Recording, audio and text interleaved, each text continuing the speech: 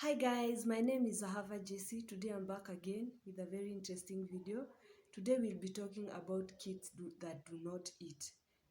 I have gotten a lot of people who say that, oh, my child does not eat, oh, my child takes a lot of fruit instead of eating. And today guys, I've come with with some tips that will make the experience more manageable.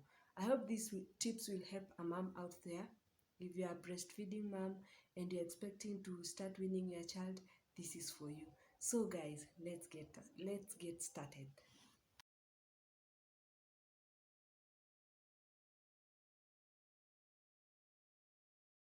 Something I came to realize, guys, is it's not that my child does not eat. My child does not eat what I give her. Sometimes unapata anataka kukula what everybody is eating, like yake anaiona ikiwa yakish, but when I bring our delicious meal in the table, she wants that. So sometimes it's not that our child do not want to eat, it's what we feed them and they don't feel like. So my tip number one, guys, that have really helped me so much, it's timing. Sometimes when toddlers take long to eat, like wanakaa for long without eating, they become dehydrated, they become fatigued, they become cranky, they I don't know even how I can explain it. When you take too long to feed your child, toddlers should eat two. After 2 hours they bite something, after 2 hours they bite something, but the moment umeweka mtoto wako for long without eating, by the time unaenda kumpea anakuwa amechoka, she's frustrated, haizi kula. So my number one tip is timing. Every toddler should eat like after 2 hours she eats something, because they get hungry too much because they play a lot. So that is a tip that has really helped me so much, so much. It has really helped. So make sure when you are feeding your child, she has a routine, or he has a routine, that after every 2 hours she's biting something, and that will help you. You won't even fight, like, because the moment you give your child when she's too hungry, atakula, atasumbua, she will eat like 2 spoons and she won't eat more. So that is my number one tip: timing is very important when you want to feed your child and you want them to eat well.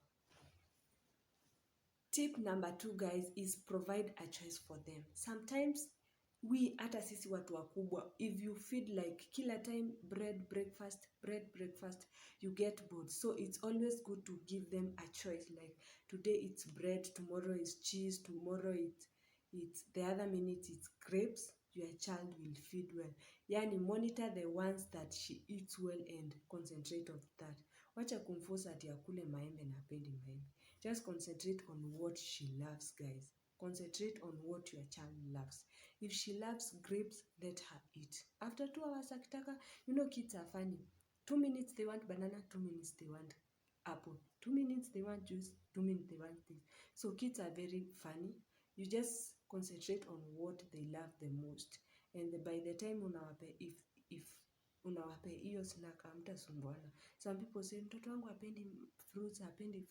They don't love fruits because number one, unawapea what they don't love. As for me, I don't love watermelon, and that does not mean that my child won't eat watermelon. I'll buy for her watermelon and she will love it. Not that what I eat is what my child wants. No, everyone has their own taste. So it's very important you monitor and look what your child loves and concentrate on that. Don't force your child to take what they don't love. Another tip, guys, is watch milk and juice consumption. Tip number three: watch juice and milk consumption. Let me tell you one thing. The moment your child takes a lot of fluid, consume a lot of fluid, by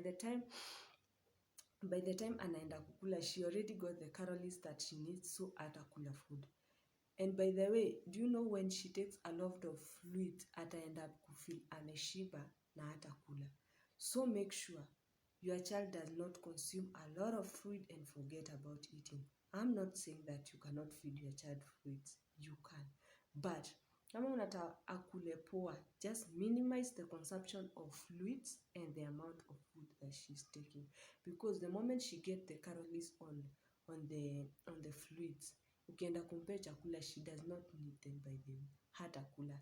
So that is tip number 3 na imenisaidia sana because my child, hey, kukula mnasumbuana like the whole time, mlikuwa mnasumbuana, but these tips zimenisaidia by the end. I hope they will help a mom out there.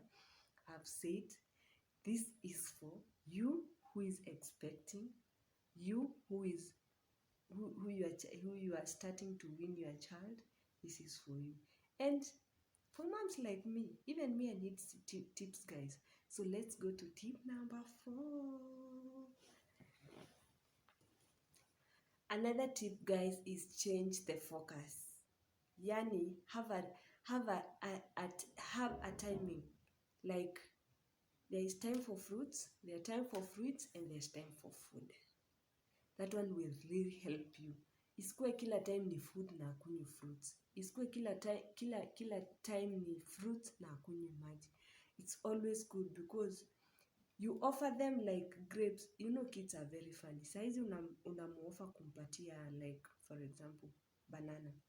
The next minute atauma hiyo banana kidogo na ameacha. The next minute ameenda kwa watermelon. The next minute ameenda kwa samosa.